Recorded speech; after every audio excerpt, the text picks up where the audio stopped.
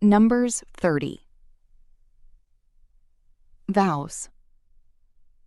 Moses said to the heads of the tribes of Israel, "This is what the Lord commands. When a man makes a vow to the Lord or takes an oath to obligate himself by a pledge, he must not break his word, but must do everything he said." When a young woman, still living in her father's household, makes a vow to the Lord or obligates herself by a pledge, and her father hears about her vow or pledge, but says nothing to her, then all her vows and every pledge by which she obligated herself will stand.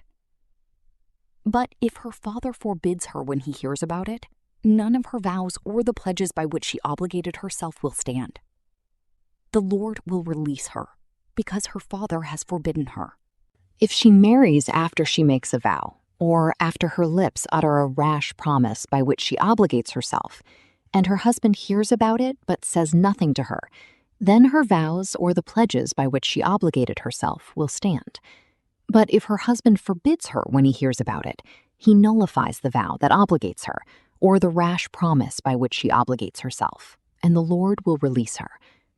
Any vow or obligation taken by a widow or divorced woman will be binding on her. If a woman living with her husband makes a vow or obligates herself by a pledge under oath, and her husband hears about it, but says nothing to her and does not forbid her, then all her vows or the pledges by which she obligated herself will stand. But if her husband nullifies them when he hears about them, then none of the vows or pledges that came from her lips will stand. Her husband has nullified them, and the Lord will release her.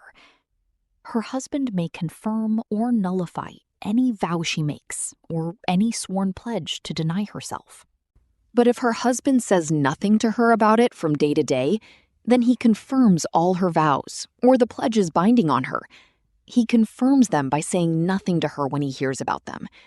If, however, he nullifies them sometime after he hears about them, then he must bear the consequences of her wrongdoing.